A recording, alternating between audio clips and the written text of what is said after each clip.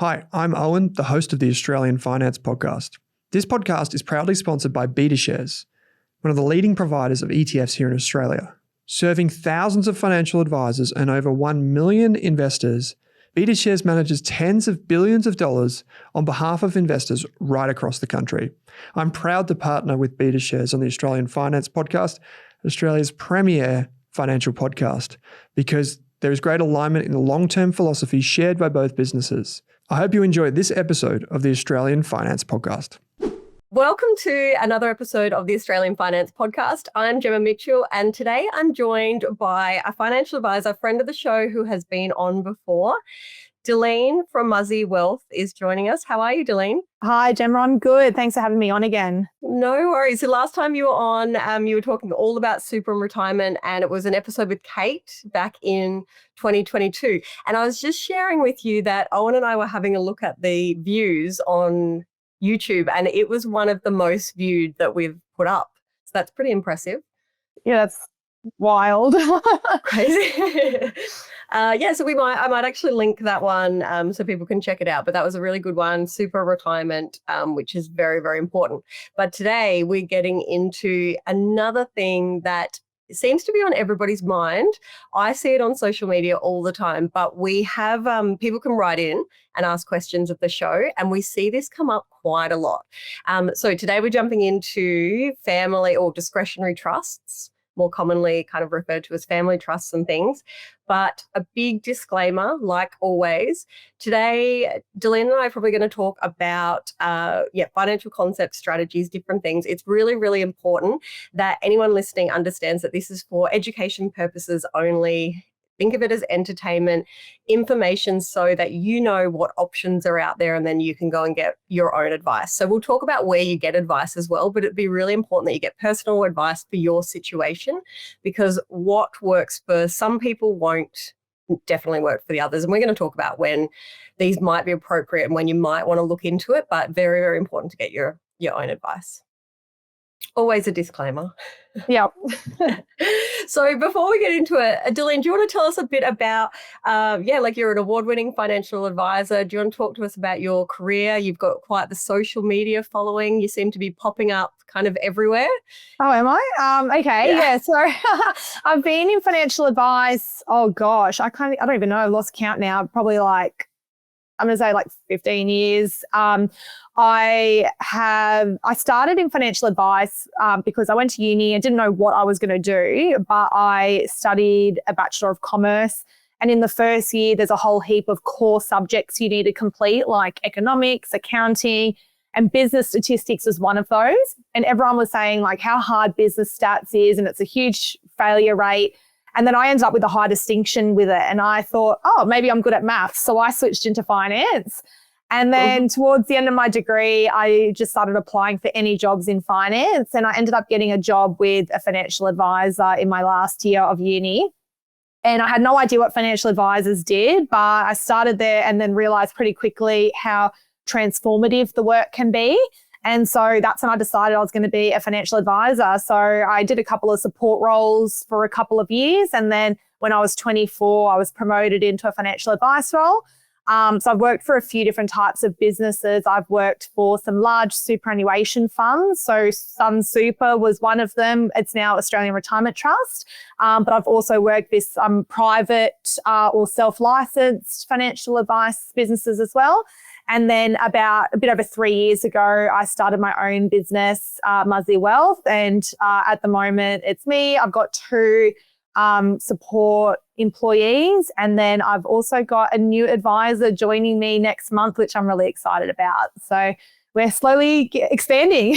Growing and growing. That's so good. Well, you are a wealth of experience and knowledge, and you do talk a lot. You do a lot of educational content and things on your social media. So I was very excited to have you on and talk family trusts because, as I said, it comes up quite a lot. And I find that people don't understand them or have a very basic understanding, but they're quite complex. So let's break it down. Let's start with the basics. So for the listeners that haven't heard of the term before, or maybe they have, but they don't fully understand it, what exactly is a trust and how does it work in Australia? Yeah, I've been seeing trust popping up a lot in the last year on social media, and a lot of like almost spooking going on, and they're not right for everybody. They are right for some people. Like I personally have a couple of trusts for different reasons, entities for investments and business, but it's not for everybody. So they are definitely more complex. So the way I like to think of a family trust or like a discretionary trust, they're generally used interchangeably, those terms, but there can be some like differences if you speak to an accountant to get really technical. But think about a trust as if you have a family picnic basket and you're going on a picnic with your family. So you've got one person who's the trustee holding the picnic basket, and they've got all the goods inside of it, all the food inside. They're the ones that decide who gets what from that picnic basket, and they distribute the food to the distributions to the beneficiaries, which is the family members. So a trust is similar, where you've got a trustee. They're the person who is in charge of all the assets, selecting what assets to invest in, and then they're the ones that are in charge of deciding who gets what each year in terms of income or capital gains from that trust. And then the beneficiaries are the people who benefit from the asset. So the trustee can also be a beneficiary, but not always. And beneficiaries can have kind of different layers to it. So a lot of trust deeds, so the trust deed is the rule book around the trust. The beneficiaries can have different layers. So you might have like layer 1, layer 2, layer 3, for example. So you might have primary beneficiaries being like the immediate family members, you know, like a couple and their children. Then you might have beneficiaries, which could be like aunts and uncles or grandchildren, you know, a bit more broader family circumstances. And then layer 3 could be like other entities that you have. So it could be like a company as a beneficiary that you have, or, you know, other charities, and it can be a lot more broader. So they're usually structured so they're quite flexible in terms of how you distribute money each year from that trust. Mm-hmm. And so that can Hopefully change. No, that's really good. I love an analogy, and the picnic basket one is so good. So I'm going to use that, but I will definitely credit you. But with these trusts, so you have lots of different beneficiaries, like options. So you could change your strategy year to year depending on what's happening in the beneficiaries' lives and what's happening in the trust. Is that right? Yeah, that's right. And that's why they're so beneficial, because you can invest in your own name directly, but that means any income that you generate from those assets, or if there's any capital gains, it's all associated with your name. It all goes into your tax return. When you have a trust, because there's multiple different beneficiaries that you can pick on a year-by-year basis, you may pick to distribute that investment income or the capital gains to a different beneficiary who might have a lower tax rate to you. So it gives you that flexibility on income distributions and flexibility on capital gains to help reduce capital gains tax. There might be some years that you do distribute to yourself, but then there are other years that you might distribute to somebody else. The other thing I think to note with a trust is you can essentially invest in any assets that you would invest in your own name. So you've got the same access to ETFs or index investments, individual shares. You can invest in property. You can invest in crypto. You can invest in anything you really want inside a trust, the same as you would in your own name. The real difference is being able to manage the tax implications on a year-by-year basis. And yeah, we'll slowly get into the more intricate details as we talk, I'm sure, because that's just very high level to start with. Yeah, no, that's perfect. And so when might somebody consider setting up a trust? So if we think about, like, every time we hear people talk about self-managed super funds, usually there's like a milestone where most advisors and professionals will be like, you need to probably have 250 over, there's different amounts before you kind of consider if it's worth it. Are there the same kind of milestones that somebody would trigger them to kind of consider a trust, or is it kind of like whenever? Yes and no. So I don't really have like strict thresholds in place for dollar value, because I've had clients where they might not have got a lot to start off their investment portfolio, but they have strong surplus cash flow. And I know in a couple of years, it's definitely going to make sense. So instead of setting up something one way and then trying to unwind it and then move into a different structure later on, we might set it up in the trust to start with. So it's not as strict in terms of you must have 250 or 500 or whatever it is, like with a self-managed super fund. So the way I think about setting up a trust and when it's worth it or not, there's a few different things. So an obvious one is like if you're running a business, you may decide to operate out of a trust. So we're kind of going to leave that out of it because we're really talking about setting up an investment trust for like passive investment purposes. So you might set up a trust for asset protection. That kind of helps provide an extra layer in terms of if you were to be sued from your business or your occupation, you might be a high-risk occupation. The assets aren't held in your name directly. It's held in a trust, so it provides that extra protection. You might also want it because you are planning to build quite substantial wealth and you want to be able to build that intergenerational wealth and help reduce tax in the long term. And then tax planning as well. So flexibility in distributing income to family members in lower tax brackets. So they're kind of the main reasons I look at. And it's not like a strict threshold, but also thinking about more longer term, you know, in the next couple of years, are we going to hit that sort of, you know, couple 100,000 threshold? Yeah, I think that's really key because like planning ahead and any kind of investing, like the platform you use or whatever, whether it's in your own name, a trust, you want to know, ideally have a bit of an idea on where it could get to within a few years because it may change it completely. Like I have a family trust structure at the moment and purely from an investment tax perspective, it doesn't make sense at the moment. I've just gone through a divorce. I now only have the kids that are under 18 as beneficiary. Like it doesn't actually make sense right now. It's probably costing me more than it's saving, but I know from a protection and where I will potentially be within a couple of years, like it just makes sense to keep it, even though it's probably like year on year, it's, you know, it's a bit absolutely tricky. And like, because both of us were in high risk occupations. So that's why we kind of want to reduce having assets in our own name. We want to have them in an entity to provide that shield. It's not bulletproof, but it definitely provides an extra hurdle.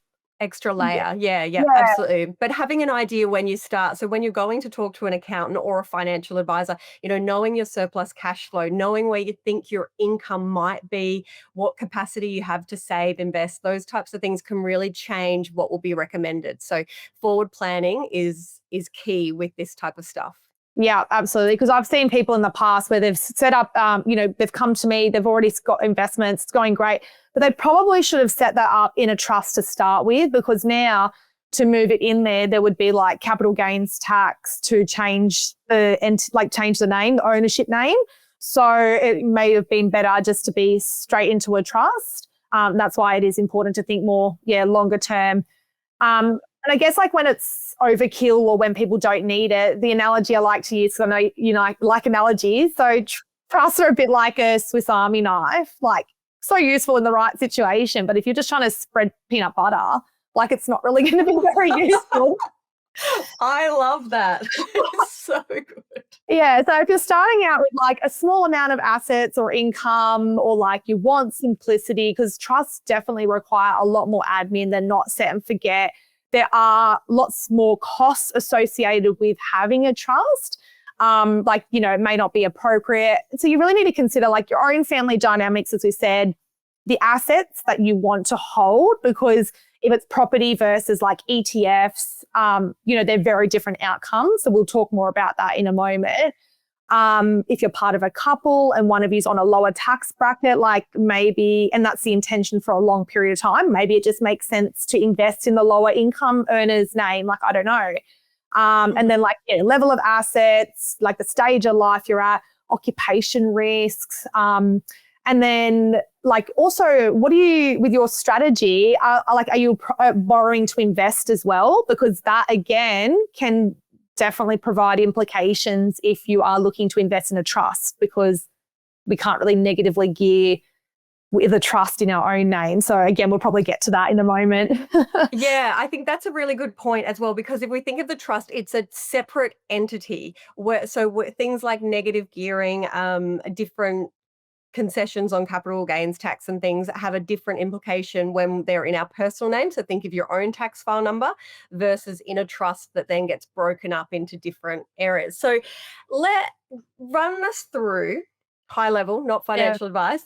How is it different for, say, investing in a diversified share portfolio, whether that's, ETFs and things versus property? When might you consider a trust? Yeah. So I think the ETFs, diversified portfolio, that's pretty simple. It's more like, as long as you're not borrowing to invest in that, you're not gearing, then that's a pretty simple one. If you plan to have a couple $100,000 in the near future in an investment portfolio, maybe the trust makes sense.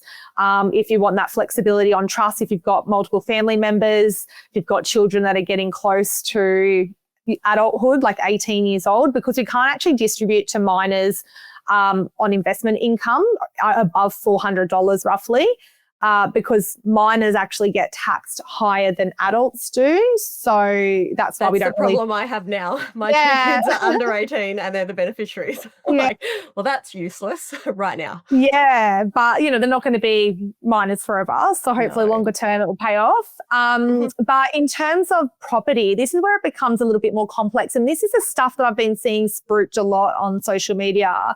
Yes. So property, when you're buying in a trust, there is different rules around land tax compared to buying in your own name as an individual. So every state and territory has different rules around land tax. In New South Wales, for example, they don't have like a free like a land tax free threshold in New South Wales if you've got a trust, which means you'll be taxed on land tax from the first dollar that you own in land in a trust.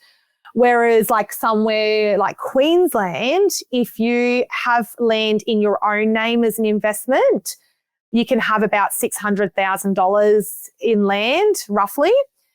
Inside a trust, it's about $300,000. So it's a lower threshold, but you still can have a tax-free threshold in a way inside the trust.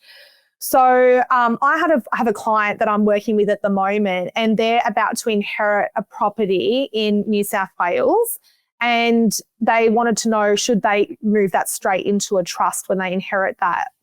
And I basically did the numbers and said, if you move that straight into a trust, you're going to be up for $9,500 in land tax every single year, on top of the running costs of the trust as well. So your accounting and financial costs. So that really doesn't make sense to have that. So you really need to look at where is the property being held to understand what the rules are for land tax.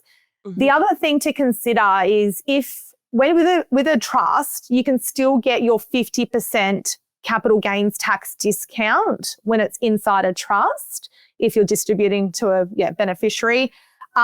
So just like shares or normal property, if you hold for longer than 12 months, you can cut your capital gain in half. You can still get that in the trust. But what you can't get inside the trust is your primary residence exemption. Mm-hmm. So if you own a property in your own name, you get to hold a property in your own name, capital gains tax-free, with all the rules that go around with that. Inside a trust, you don't get that PPOR exemption.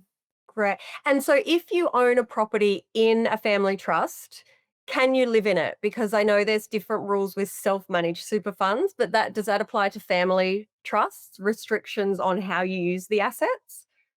That's such a good question. No, there's no rules, no restrictions on that. So you can own your home inside a trust and live in it. So you can absolutely do that, but you just lose that primary residence tax exemption.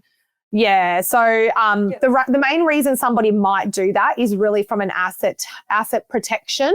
But that's where you need to really understand what the rules are. Like I had an accountant advise my client they should set up buy their home, their primary residence inside their trust that they operate out of.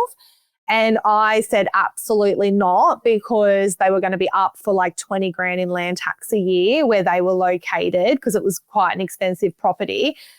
So I said, absolutely not. So we're going to go and buy that property in the with the couple. There's one of them that is not really earning much income and is mainly a stay-at-home parent, and is not at a risky occupation. So we're going to buy the property primarily in her name, like 99%, and 1% in the partner's name that's more high risk. So yeah, we're absolutely not doing that in a trust for them. Yeah. So it sounds like getting advice and maybe even a second opinion, if you're not sure, would be really worthwhile. Yeah, well, I think like there are a lot of times I have clients come to me and they've spoken to their lawyer or they've spoken to their accountant, but they're looking at just like their area. Whereas what I think with a financial advisor is we are thinking quite holistically, and we're kind of the person that brings all those different professionals together. So that's why I think it's not saying you need to just see an accountant or a lawyer or a financial advisor. I really do think when we're looking at these kinds of things, you do need the proper team behind you to make sure you're getting that holistic advice. And the professional is not just looking at one, like their area of expertise. They're really considering more broadly. Yeah, and that long term, because what makes sense right now might be completely different on where you project to be within the next few years. Absolutely. We touched on before that we've been seeing on social media a lot about spruiking, and it's mainly about about the value of trust. It's mainly around property. So one thing I see a lot is that people are told that if they're going to buy multiple properties, it's a good idea to have a trust because it's easier to borrow for the next one. Do you know much about that? And I'm putting you on the spot here because it wasn't on the questions that I sent you over. Yeah, no, I know a little bit about it. So the idea around that is that if you have a brand new trust that has like no history behind it, so it hasn't been an operating entity or anything like that you've run a business out of, so you've got a brand new trust, there's no like credit history in a way. And so when the mortgage broker or the bank is looking to borrow inside that trust to purchase a property, not looking at your other debts that you might have in your own name, which can help reduce how much you've got available to borrow. So that's what it's all about. They're just looking at the trust borrowing power rather than mixing your personal stuff into it. I do think that's quite dangerous territory though, because especially if the property is going to be negatively geared to start with, because that's the reality. The majority of properties, like new properties that you're buying as an investment right now, because of where interest rates are at the moment, a lot of them, unless you've got a very significant deposit to put down, a lot of them are negatively geared. So what that means is you still have to fund the difference in terms of that cash flow position. So if you're not considering your broader circumstances, it can be dangerous territory. Yeah, and it like that all falls part of like the responsible lending, which is quite interesting that they see it as totally different. But I can see the benefits of it, but it's just like when you go to a mortgage broker for your personal, they might say you can borrow X amount, but you really need to know what your cash flow and your day-to-day looks like to make sure that even though they've said you can do this, can you actually do it? And is it going to mean a trade-off in all of the other things that you love in life and need to pay for it? So just because you can do something doesn't mean you should. Yeah, absolutely. That's exactly how you should look at it. And I probably butchered that explanation, but hopefully that gives people an idea of why they are spruiking out there to buy in separate trusts rather than your own name. Yeah, absolutely. So it sounds like it might be easier to get multiple properties, but that doesn't mean that it's going to be easier on your cash flow. And so many times I talk to clients that, especially now with how interest rates have changed, that they were in a position that they could cash flow all the things that they had chosen to do. And now they're having to decide and unwind them because they can't now. So yeah, just because you can do something at one point in time, you want to make sure that, however your life might be changing, if you're deciding to have more kids, time off, reduce hours, how that's going to look if you still have that commitment that you're taking on right now. 100%. And this is why with financial advice, we stress test. So we go, okay, this is what your situation looks like now, but what if interest rates go up 3%? Yes, we're in an environment where it's more likely that it's going to be coming down in the near future. But we don't know what the future holds. So we need to really make sure we can stress test that. And then, like you said, Gemma, building in all the rest of our plans to make sure that if we've got career gaps, if we want to go part-time, start a business, like whatever our life looks like, we can still stand the test of holding those properties with the borrowings. So it's definitely thinking long-term and building in all those other things that you want to do in your life. Otherwise, you're going to have to come to a situation where you're going to have a trade-off and you might have to delay goals, not proceed with other goals. Yeah, those sorts of things. Yeah. We want to be building wealth, but we also want flexibility to be able to change our mind and change direction. So in general, and I know this is going to be very, very difficult, but we've talked a lot about the cost of a trust versus like the benefit of it. Roughly, is there kind of like it ballpark on what it might, cost to have a trust? So we're looking at kind of like accounting, auditing fees, that type of stuff. Is there a ballpark where you kind of go, oh, it'd be, a few thousand, 3,000? Yeah, I actually have spoken to a couple of accountants recently that I work with that we refer to each other to get an idea for other clients. So the general range that they've come up with in terms of establishment. Now, something we haven't talked about is the like corporate trustee versus individual trustee. So we can touch on that afterwards. But if we're including, like a corporate trustee, which is like a company is the entity that's controlling the trust. That's holding the basket. Holding the basket. Yeah.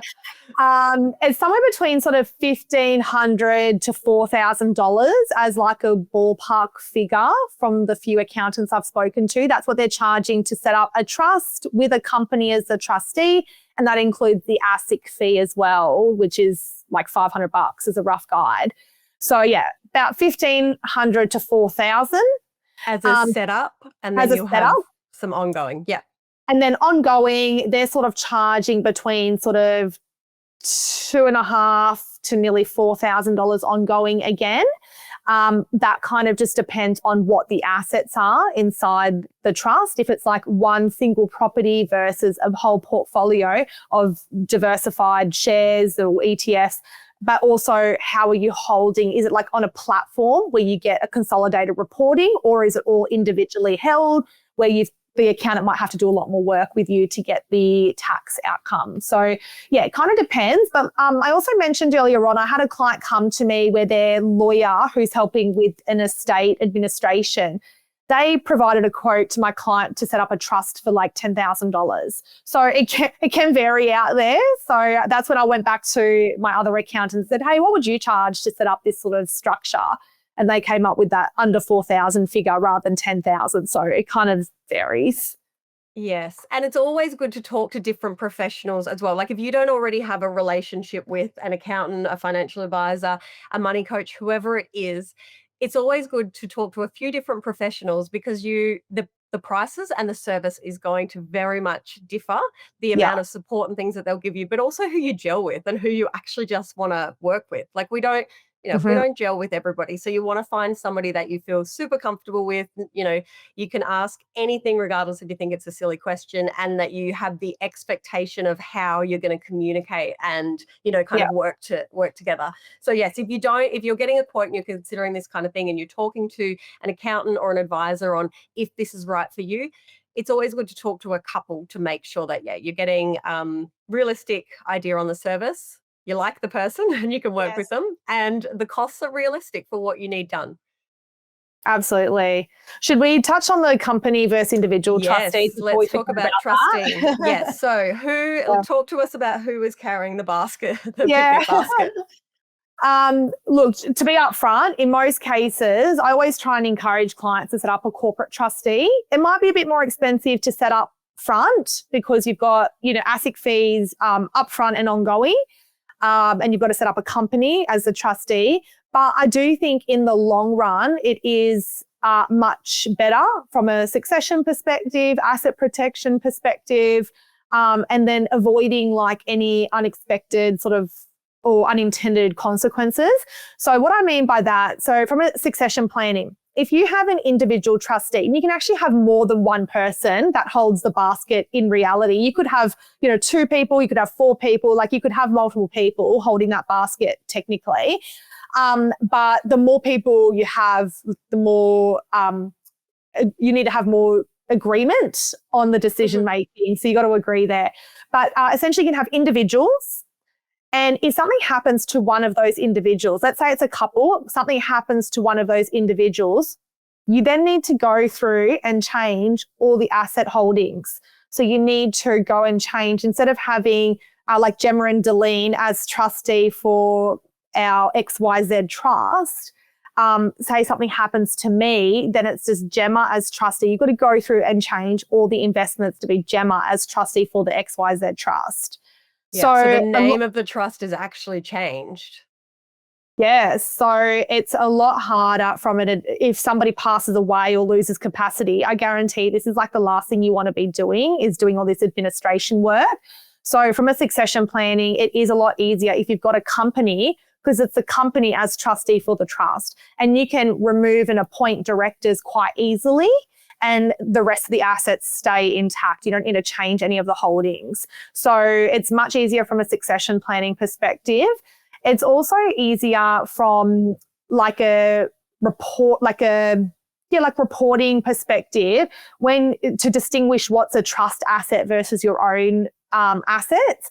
If you've just got yourself as the trustee, the assets will have your name on there. But if you have a company as the trustee, it says the company name. So I know it sounds like, well, of course I would know which is mine and which is the trust, but I see it go wrong all the time, where people come to me and it's like they actually don't know what's in their name or what's the trust. What is the trustee name? It can be confusing. So if you have a company, then it's very clear this is the trust asset. That's the company is the trustee for that. Yes, and so then that's when you're going to have a company name, and potentially the company doesn't do anything else other than have the trust. It's not like it now is a business that you're running. Yes. So you potentially have your company name, which might be Gemma's company, and then you might have the family trust, which might be Gemma's family trust. Yes, and they don't have to do anything else. It's not like a trading company that's now a business. It's purely for the purpose of being the trustee, the one who's holding the basket for the family trust. Is that right? Yeah, that's right. And like with SMSF, self-managed super funds, it's the same thing. You can have individual trustees or you can have a corporate trustee as well. And it's with a self-managed super fund, you can actually have something called a special purpose trustee, which is there as their only purpose is to be the trustee of that SMSF. And that just means it comes with lower ongoing costs with ASIC. So there is that, but you cannot operate out of that company. I don't think they have that as an available option with discretionary trusts. Are you aware of anything different there? No, I don't think so. I think mine's just set up like a regular one. It costs the same as my other actual business company. Yeah, same. So when somebody's getting advice, so we've talked about the importance of a lawyer, an accountant, and a financial advisor, and how you really need to be working with all of these people. Who actually gives you the recommendation on you should be doing this? Is it a financial advisor saying, I think you should do this, check with an accountant? Is an accountant going, I think you should do this, cross-reference with a financial advisor? Who's actually saying how it should be set up? And for, this client, it should be them personally as trustees versus company. Who's making that call? Who's helping people decide that? Yeah, this is where it gets a bit complicated, because sometimes there can be like overlaps with the different professionals out there. So you might have an accountant or a financial advisor both recommending to make super contributions to reduce tax, for example. So it needs to really be a team effort. Or another example could be a lawyer is recommending beneficiary nominations on a super fund and the financial advisor is also recommending. So this is where I do think it needs to be that team approach. I see it go both ways, where I'll often discuss with my clients, like, these are the different ways that we can structure your investments, and we talk about the pros and the cons of the different options. And then we'll go and talk to their accountant and say, hey, we're looking to do X, Y, Z. want to get your feedback, because at the end of the day, they're the ones that are going to be doing the tax returns and the financials. So we just want to make sure we're all on the same page. And then depending on their circumstances, if they do have a relationship with an ongoing lawyer, we might also touch base with the lawyer and then ask about if there's anything special that needs to be in that trust deed or the constitution, the company's rule book or the trust deeds rule book. Whether there needs to be anything special in there to factoring from an estate planning perspective as well. Because those companies and trusts don't automatically, like they don't form part of our wills. They're not estate assets. So that's why you need to have in those rule books what happens if you pass away or you lose capacity, who takes control of those assets, who takes the picnic basket off you to then manage the assets and distribute the assets. Yeah. So it can be a really valuable structure, but it is quite complex and it's important to get it set up right. And it's going to be costly. So that's why you want to make sure that there's going to be value and benefit and that you get it right the first time. Yeah, 100%. And like we've been talking about mostly throughout this episode, it's been really around the discretionary type trust. What that essentially means is that each year there is discretion from the trustee on who they distribute. No one is entitled to anything. So there's no beneficiaries that can put their hand up and say, you owe me XYZ dollars this year. It's not a fixed entitlement. There are unit trusts out there, which I've only ever dealt with them a couple of times in my financial advice career. The majority of investment trusts will be discretionary in nature. The reason we might consider like a unit trust where there is that fixed entitlement, if there is like unrelated investors, so you've got two different families that are coming together to invest in like property or something like that, or if there is going to be that borrowing to invest arrangement, it might make more sense to have that unit trust, because then you can actually negatively gear in your own name because there is that fixed entitlement. The reason we can't negatively gear with a discretionary trust is, let's say it's me and my husband, let's say I'm the higher income earner and he is not really earning much income. Then if we were to borrow, or I was to borrow money, invest in the trust, I could distribute all the income to his name to reduce tax there. But then I'm wanting to claim the loan on my own interest as deductions. The interest. Yeah. So they don't let you do that in a discretionary trust because of that scenario. So there needs to be that fixed or that correlation between the income coming back to me for me to be able to deduct or to claim the interest deduction in my own name for that negatively gearing. The takeout here is they are complex, but they can be absolutely worth it. It's an amazing tool. Like anything, super is a tax structure. These are a tax structure. They're a protection asset. They can be an amazing tool when they're used correctly, but it's not a hard and fast rule that these will work for people. And I think it needs to come a time where you decide, yep, if this is right for me. But on the flip side, there might come a time, like I've had to consider, with should I be shutting this down because am I still on the same path, like the same expectations that I had when I set it up? Sometimes we keep doing things even though they're costing us a lot of money just because we have always done it, or because we're like, oh, well, I'm committed now. But like any financial decision, whether it's selling an investment property or whatever, you need to kind of be assessing and going, yep, no, we're still on this path. It still makes sense for where we're looking to go. But if your goals, your life, your the ability to do what you were thinking you were going to do with this structure changes, then it might actually be a point in time where you look at getting some advice about winding it up, like we see really commonly with self-managed super funds. People in retirement, they look to start winding them up because they're expensive, as a hassle, and things might be getting a little bit simpler for them. 100%. And I will admit as well, one of my trusts is actually not the most tax effective way to hold the particular asset that we've got. But we do it because we just don't want, my husband's a high risk occupation too. We just don't want assets in our own name because of our occupations. So we see that tax inefficiency for our situation. This is not everyone's situation, but for our particular situation, it's not actually tax efficient. But we do it anyway because it's like kind of an insurance policy. Yeah. Yes. And there's always going to be the best financial way to do something. And then there's going to be the thing that makes sense for your lifestyle, your goals, and other things. So Yeah. yes, it could cost a little bit more, but it might make sense for other reasons, or Yep. it might save you a little bit of tax, but it might not actually make sense, even if it is the better tax way. So get advice for Yep. your personal situation is absolutely key. Yeah. And because you were talking about longer term as well and like winding things up in retirement. So I guess I want to talk about, we've been mainly talking about trusts from an income perspective now while we're working, while we're accumulating. But we do need to think longer term. So this is where it kind of gets a bit interesting. Sometimes I'll recommend a trust for a couple and they're both earning on the top tax bracket. So there's actually no benefit while they're working to have it in a trust. They could just set it up 50-50. But the reason we do that is because longer term, we're expecting there to be quite a sizable amount of assets in there, and it allows them to pass it down intergenerationally without triggering capital gains tax, because they can just let, their kids take over the trust, for example. The other reason could be that when they are in retirement or, financially independent, they're no longer working.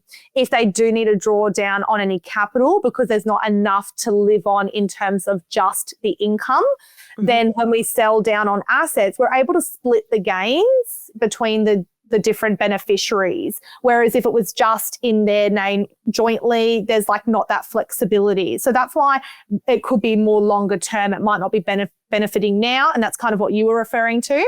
And I guess just to touch on a bit further from there, sometimes I'll see people and they're not going to have enough assets just to live on the income.